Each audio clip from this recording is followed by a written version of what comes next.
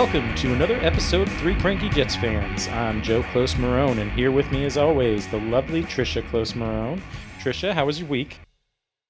It was a nice week. It was a different week. My mom at 70 years old got married this weekend. Woohoo! Not something that happens every day. I'm happy for her.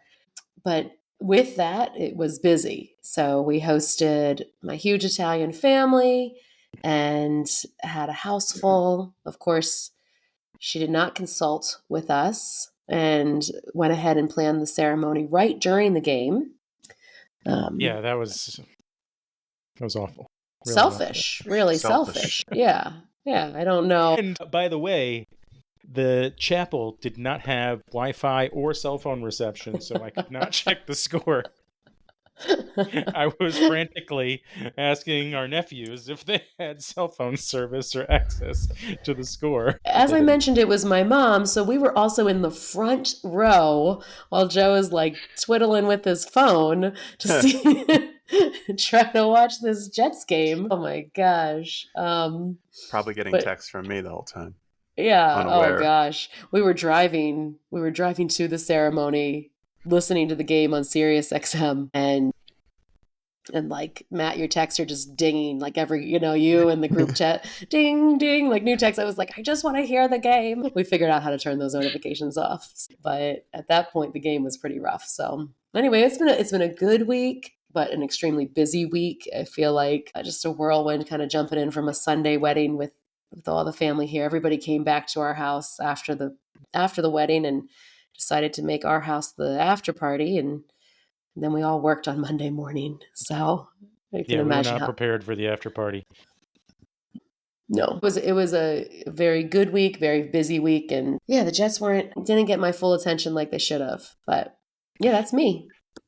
Well, I suppose that's understandable. We'll give you a pass.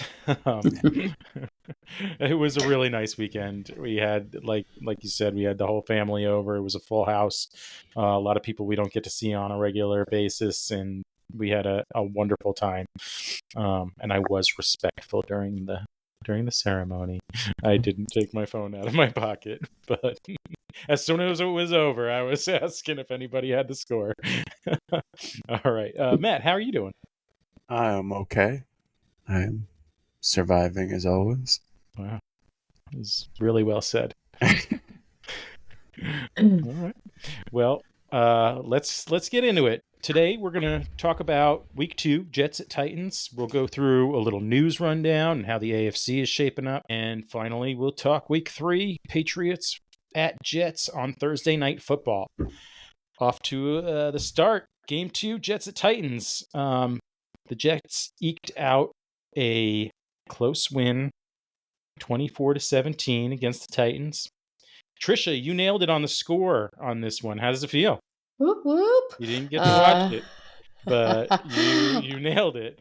Well, what I watched was bad, but I didn't get to finish it. I kind of did feel like I won like a scratch off or something. I don't know that our predictions are worth a whole lot around here. This is no betting going on here, but I felt pretty good about nailing that score. I'm sorry, Joe, you didn't get your shutout. What did he predict, Matt? Like 30. 32-0 or something like that. I don't remember. As soon as that first quarter went down, I was like, well, there's Joe's score. That was rough. But yeah, no, it was felt good. Good. Get that score right. Well, late in the game, Tennessee was knocking on the door to tie it up in the last minute of this game, and New York's defense did tighten up and close this one out. But let's get into a little bit more detail. We want to talk about what needs work on defense and offense, what we didn't like, and then we'll, take a little softer side and close with the good stuff. All right. We want to focus on the bad and then close on the good. Matt, defensively, talk to me. What did we see? I mean, I know you're going to tear them apart on this one. No, we didn't see good tackling. That's for sure. I thought it was a little better than against San Francisco. That's not saying it's a low bar, but yeah, that was a little better. It got better as the game went on, I think, but I'm also just tired of seeing, I don't know, it just seemed like every play they'd make contact and and the runner would keep moving. Like nobody, they're just like bouncing off people or not wrapping them up. Nothing. I think I texted at one point, this team can't stop a runny nose right now. Yeah. And it has been a trend over the past 2 years where the team looks really leaky in the first half. And as the game goes on, they tighten things up and seem to do better. But it seems like every week over the past couple of years, it's an easy 14 points usually for the team. And then they get like nothing else. But this week seems a little different now. We're not like the same defense that we've been looking at. It seems a lot worse from what I can tell. What else did you see? I didn't enjoy watching the game for the most part. A lot of times I was like, I should just turn it off and go outside, but I didn't. Stuck through the whole thing. I know at one point I was really mad at that touchdown they gave up where Sauce just kind of watched the ball go into what's his name's hand? Just like watched him score a touchdown in front of him. Yeah, Ridley. He didn't turn his head around on that one. And also in real time, I thought it was intercepted, but it wasn't. It was a weirdly placed ball, and I thought that was quite a catch by Ridley, but it was. That felt like an uncharacteristic game for Sauce. Something seemed a little off. I mean, gave up 2 catches really. In the end, but that one looked pretty ugly. I mean, it was tough, and we lost Johnson for the year. Yeah, the Achilles. He tore his Achilles. It's an Achilles. It's a torn Achilles. He's done for the year. He was really like our shining light on the defensive line with Hassan Reddick not here, right? Yep. And now, I mean, Will McDonald, I'll give him credit. He stepped up. He got 3 sacks in this game. There's 4 total on defense, so that's something. But without Johnson, now Hassan Reddick's got a little bit of an edge as far as they've got to get this contract situation figured out to get him in the building.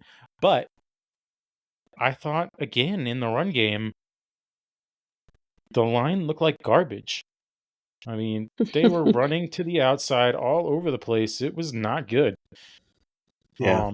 And this defensive line gets pressure. They were getting pressure, it looked like, but they were not setting edges. They were not doing anything against the run, it looked like, or to the outside. And that's going to be a problem, even if Reddick comes, I think. I don't know how they're going to get that fixed. I don't understand what happened to our defense. Like that was our only consistent. Or our constant, our only constant, right? It was the one thing that we knew was going to work out, and I didn't think that this was going to happen. Or did we all just underestimate the Titans? I think we underestimated the Titans a little bit on offense. I mean, they're good. They're being held back by a dopey quarterback. And is he dopey? Yeah, I think so. I mean, he just did a mayonnaise commercial for crying out loud. Like, come on. Anyway, I think overall the Titans are a good team, but they are being held back by their quarterback. This defense, though, is looking shaky. It's a concern. I think they'll tighten things up quite a bit as the season goes on. Thankfully, we've got 2 softer games coming up, quote unquote, and fingers crossed. Yeah. But that'll give them time to heal. There's CJ Mosley is dealing with a toe. DJ Reed, I'm not sure what his issue is, but he's just not quite feeling right. And Michael Carter, cornerback, is dealing with an ankle that is going to be an issue all year for him. So, I mean, hopefully those guys are able to get a little bit of rest, maybe this week against challenged Patriots team. We'll see what happens there, but the defense needs some work. They've got to get this thing together and figure out something against the run, especially to the outside. Up the middle, I'm not so worried about them, but on the outside, they are having a hard time. Offensively, what are we thinking here? I'm still not impressed with the play calling going on offensively. It just seems very uninspired. And can I ask you a question about that? Like, from what I can observe, it's just Aaron Rodgers going his own way every time. I think it's better when he does. It is better when he does, but it feels like more than not he's doing that. So are you feeling like his impromptu? No, it's like I'm talking about Nathaniel Hackett, the offensive coordinator. Like I think as the game starts, it's him, and then as the game progresses, I think Aaron Rodgers just starts ignoring him and doing his own thing, and that's working better. But I just feel like we always just see the same running plays, like straight up the middle and stop. And I don't know, nothing seems to change much with that. Yeah, my problem is feel that frustration. 2 weeks in a row now, we've come up flat on the first 2 drives. This week on the first, I think, 3 drives of the game. And these are scripted plays. So this is what they're practicing all week long. This is what they come out planning to do and do well. But is that true? Can I ask you, is that true in week 1? I thought week 1 we kind of came out roaring, ready to go, and executed something quickly. No, not really. I think they converted 1 first down. Week 1 looked it was just weird. There were some weird circumstances, but they should be very locked in on those first 2 drives, especially the first drive. These are really the plays that they've got down, supposedly. So that's concerning. I do agree with you guys as the game goes on. They're kind of ad-libbing some stuff, and I didn't think Rodgers looked incredibly comfortable in this game. He was throwing some balls low. He looked like he was feeling pressure at times that wasn't there. It was just a little still felt like he was knocking off some rust. But, I mean, I thought the play calling got better a little bit as the game went on, especially when they had like the 2 back sets with Braelon Allen and Breece Hall both out in the backfield. They only did that a couple times, but I thought that was awesome, especially once you realized Braelon Allen is a force to be reckoned with. I was like, I have no idea who they're going to give the ball to on this one. It's going to be one of them, but which way it's going, I have no idea, and I hope it's neither of them. If I'm the Titans, So that is going to be I think we're going to be seeing a lot of that kind of thing, and it's going to be fun to watch. I hope so. I think I really hope so.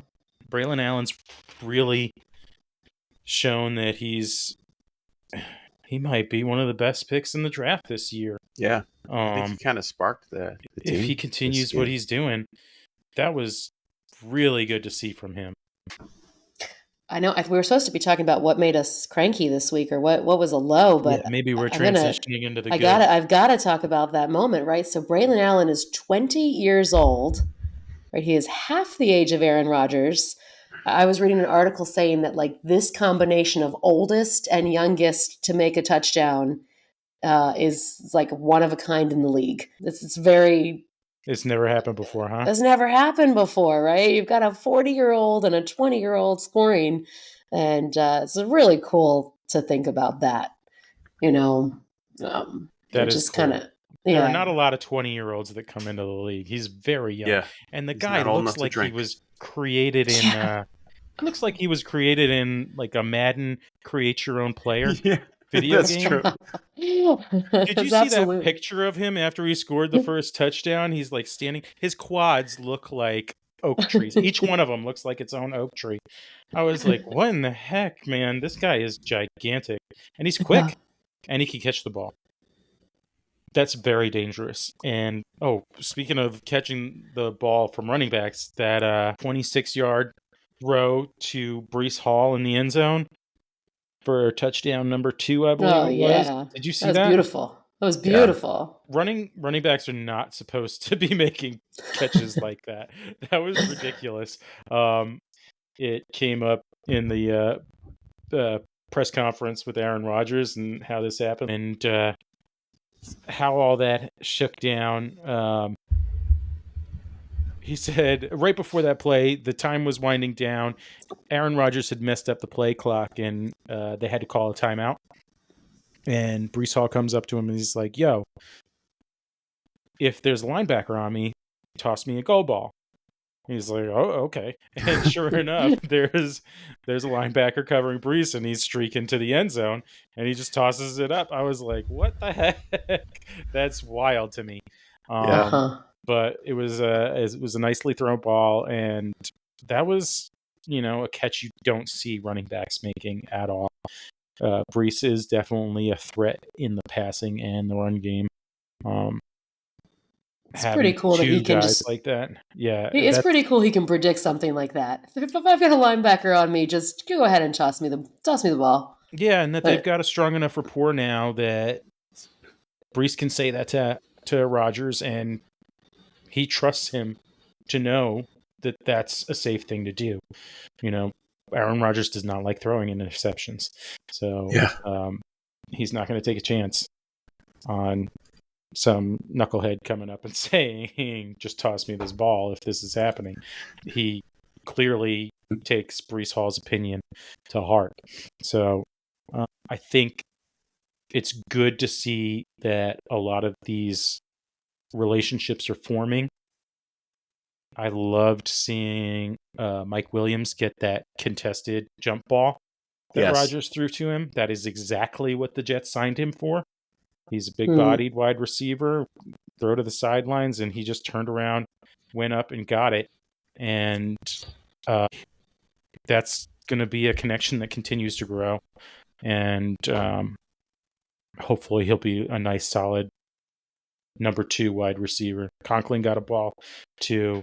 Lazard was quiet this game, but I saw a lot of positives in the offense as far as when things got a little warmed up. That what this offense can be going forward. I mean, we're 2 games in with all these guys together. Game action is different than practice, so they're still feeling each other out. I think it's gonna get better, and I think that Braelon Allen and Breece Hall connection is going to be something that teams are going to be really game planning hard for, and it's going to open up the rest of the passing game as well.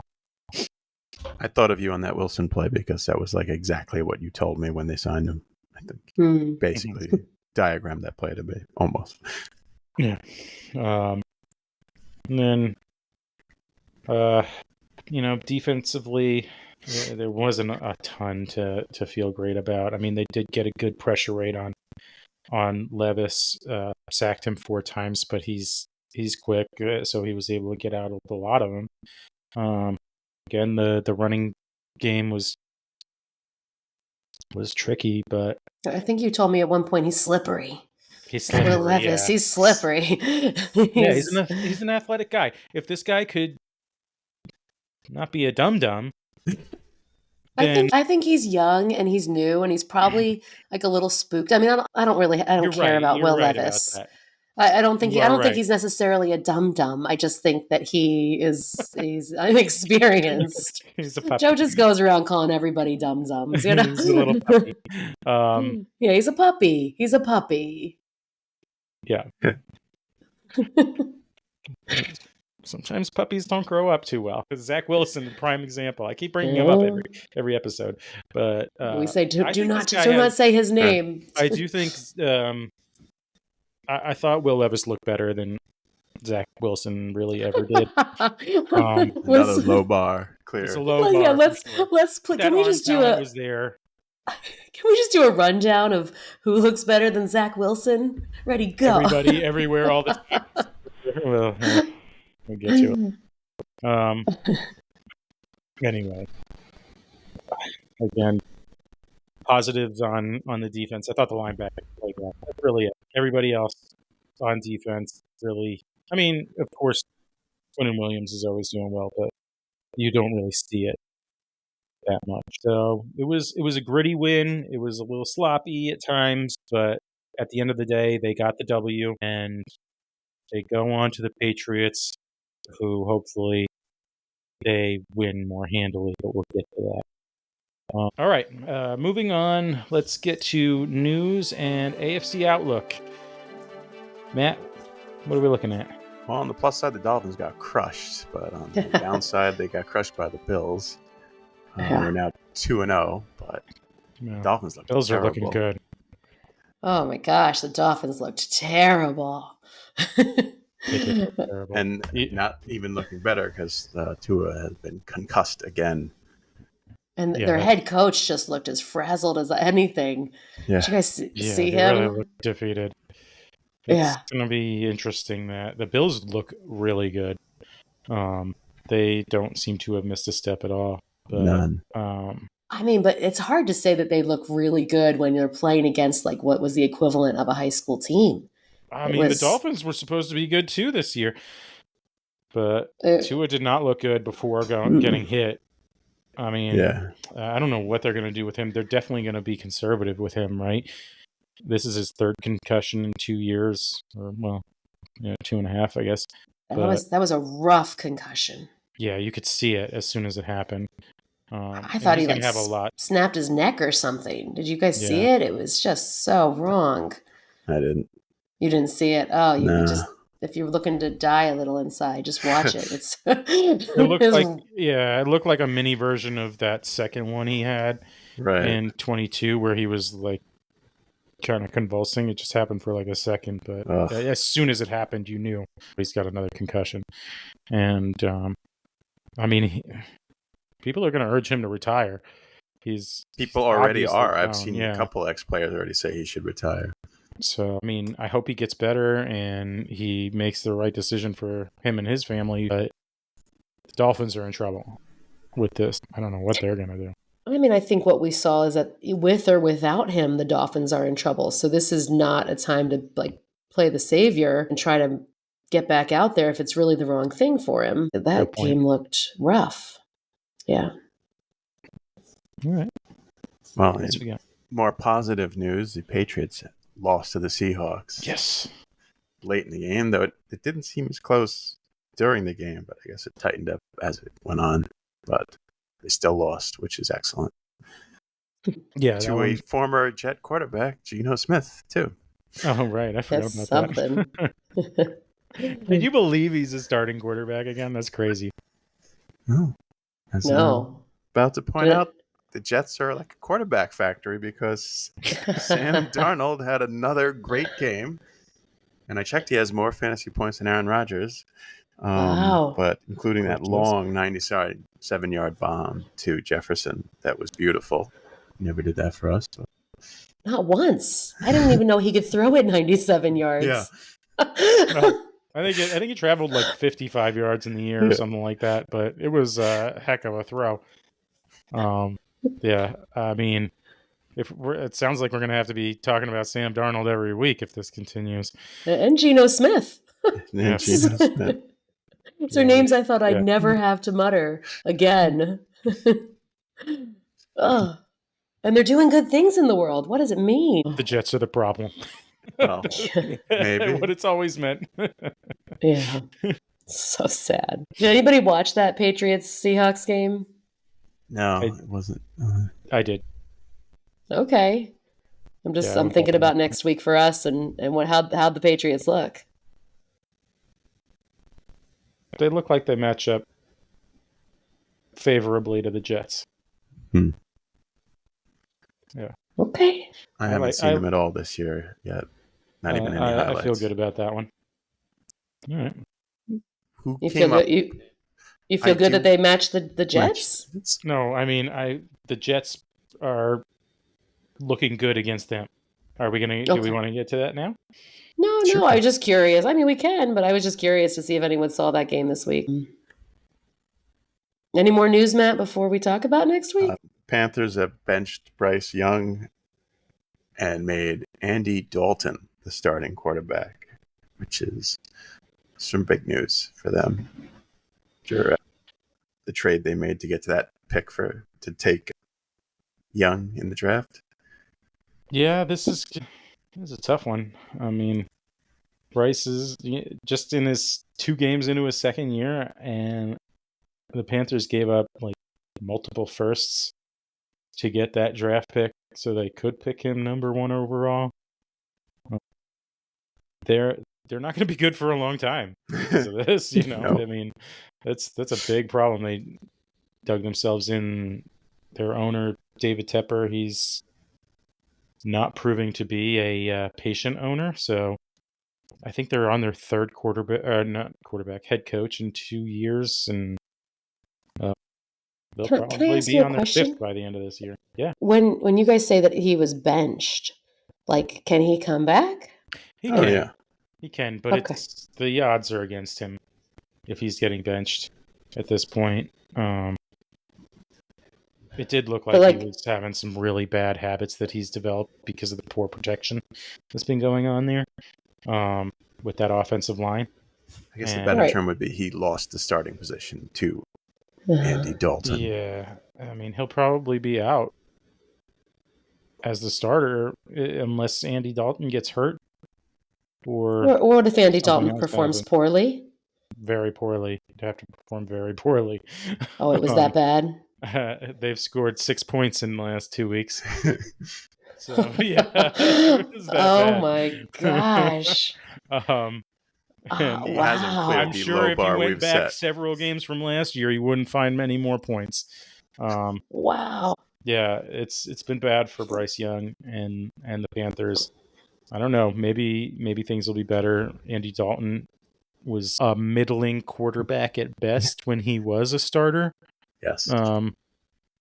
And he's been a backup on a handful of teams at this point and has played a handful of games and has not looked very impressive. So I don't know. I don't know. Wish them all the best. Have a 3rd year in a row of the number 1 overall pick. So we've been there. I feel like we've been there, right? We've been there where it's bleak and then it gets a little bit bleaker. The Jets are always good enough to get themselves out of the number 1 pick. Don't worry. They're bad enough to drive you absolutely mad, but not bad enough to ever give you hope. Yeah. I don't know, though. If I was a Panthers fan right now, it just feels dark. I'd be like sad. Dark times. Yeah, that's a tough one. Yeah. Wow. Right. Well, that does it for the news. Dark times. Dark times in Carolinas. Dark times in the Carolinas. Let's hope that dark times is not the transition to this upcoming week. Right now, it's looking pretty bright and sunny. The Jets have got their home opener on Thursday night. We're going to be playing the Patriots, and it's looking good. Right now, the Jets are favored to win by about 6.5 points. I don't know. I'm feeling okay about it. Of course, hearing, Joe, what you just said about them kind of being an equal match or a good lineup, I'm not sure. I wasn't trying to say equal match. I was trying to say they favor up well for the Jets. Or they match well for the Jets. So It's a good match for the Jets. Like, we need them to be just how they are so that we can win. Yeah, like they're good. They're bad in the places that we want them to be bad. All right. Well, leads me into my predictions, right? So from what I've got, on the defense, we really need to focus on the Pats rusher, Ramondre Stevenson. He is by far their most dangerous weapon. Their second rusher, Antonio Gibson, he's looking good. In that game against the Seahawks, he did really well. Really, anybody running the ball is the Jets' weakness right now. We have got to stop just letting them run the ball and focus on making them pass it. If we can get that together, I think it's going to be a good week for us. Let's talk about their quarterback, Jacoby Brissett. Right now, he's not looking fast or elusive. I don't think he's going to pose much of a threat to us. His primary target is tight end Hunter Henry. if the Jets can focus on just containing these guys, I think they're going to have a good day. Yeah, in terms of offense, Breece Hall and Braelon Allen all day long, right? We've got the Patriots just showing us that their interior line can be moved around a bit. And I think that the Jets can do some damage running the ball this week. So let's keep our fingers crossed for that. Also, just hoping to see Aaron Rodgers out there looking a little more comfortable, spreading the ball around, just a little bit more polished. This is what my prediction is for this week, or my hope is for this upcoming week against the Patriots. You guys have any thoughts on the game that's coming up, or should we jump into our score predictions? Yeah, I think, like you said, Ramondre Stevenson and Gibson looked good. They can run the ball, and that is a weakness for the Jets, of course. But the Jets really don't have a whole lot to focus on in this game. It's Ramondre Stevenson, Antonio Gibson, and Hunter Henry. Those are their weapons. They just have to focus on those three guys and make Jacoby Brissett uncomfortable. Like you said, he's slow. The Jets have been getting good pressure on their quarterbacks. And unlike Will Levis, Brissett's not getting away from anything. His own coach called him the slowest black man in the NFL. I mean, and it shows. I mean, it looks like when he's running the ball, it looks like they slow the game tape down a little bit. He is slow. So I would expect him to get hit and messed around in this game. Probably more than 4 sacks, I would hope for, but make him uncomfortable. Cover Hunter Henry. Make sure you know where those two running backs are, and I think the Jets will be fine. And like you said, I think let that Breece Hall and Braelon Allen duo blossom. Yeah, let it rip. I want to see them running all over the Patriots this weekend, this Thursday. I think it's going to be a good one. Yeah. Any other thoughts on that, Matt? My only other thought is, what donkey came up with this schedule for the Jets at the start of the season? Monday night to Sunday afternoon to Thursday game. This is really tough. Mm-hmm. But they do get kind of like a mini bye going to Denver, thankfully. Hopefully they I'm sure they're as prepared as they can be, but I think they'll take care of business here, especially at home. Yeah, I hope so. Every week I've gone into it kind of like, yeah, this is it. Like, we're going to do it. I'm feeling great. And like, I know that I did not get to watch that game in its entirety last week, but when I was watching, I was just a little bit like, whoa, what's happening out there? And so I like that they're predicted to win. That 6.5 point lead is a good one. I just also, their defense has got to get it together. I think the Patriots also have watched these last two games, and so they're going to know where they need to be. And I hear you, Joe, being like, oh, just focus on these three guys. Well, that first game, right, against the 49ers, it was like just one guy they had to focus on, and they didn't do it. The 49ers are a different team than the Patriots. Yeah. They had a lot of guys to focus on with the 49ers. Did they? It just kept looked like it was going to was it Jason something? I looked up his name. I forgot his name. Yeah, the guy that's not Christian McCaffrey. Yeah, but they're a stacked team. Yeah. Okay. All right. I'm already getting a little jaded this season, guys. We're 1-1. It's early. I know. Come on, keep it together. Keep the faith. I was uneasy the whole game because I did feel like if they went 0-2, it was bad tidings. Yeah, it looked like it was going that way, but thankfully that Will Levis fumble or backwards pass, oh my God. Yes. That was the worst thing in the world I've ever seen. I felt bad for the Titans. He handed them the game with that one. You didn't feel bad for him? No. What are your score predictions, though, for Thursday? I got the Jets going up 27-13. I'm going big. Despite all my naysaying and my hesitancy. You nailed it last game, so I hope you nail it this game. I hope I do, because I'm going to say the Jets are going to win 30-6. So are the Patriots scoring a touchdown and missing the point after, or are they going It's two field goals? It's right. going two field goals. They were not going to let them do it if I had my way. I like it. Yeah. Matt? I'm going to say 21-13 Jets. Okay. 21-13. All right. I just don't want to jinx anything. Nice conservative so I'm being scores. Conservative. But I hope you go. It's a good win. 2-1, Trisha. Yeah, you know what? I do too. I really do. I think, like, how fun is next week going to be to get on here and be like, yeah, that's what we wanted. Like, you know, like I can already feel. I can feel the slug, a little bit of something. It was good. It was a win. But I just need a little bit, like, where this is a pretty lineup of guys we have, right? Like, they are just out there. They're talented. They've got the makings to do some awesome stuff. And I just would like to see it. Yeah, I agree with that for sure. We want to see more. Give us more. There is talent on this team, and I think they'll keep bringing it. The defense has got to get it together, and I really hope they do. Do we get to play the Dolphins? We're going to play the Dolphins eventually twice. Yeah, this season. Yeah, yeah, they're in the division. I mean, twice though. That's fun. That's fun. Well, let's not. We play every AFC East team twice. I'm just happy. About that. You're so funny.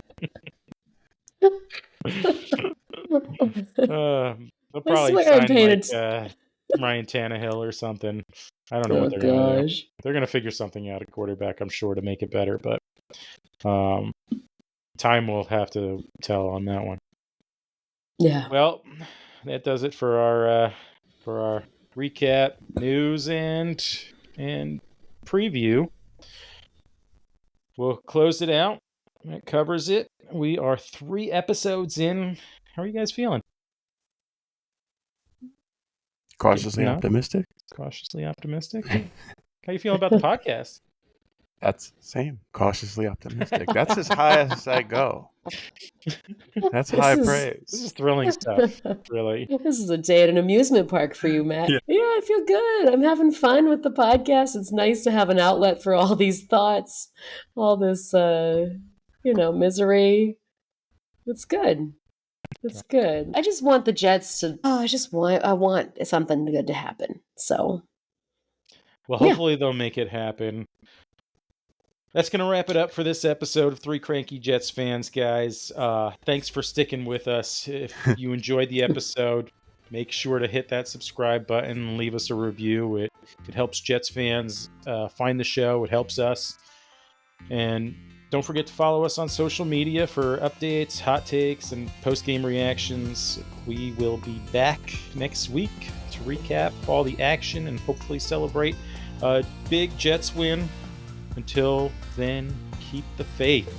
And as always, go Jets. Go Jets. See you guys.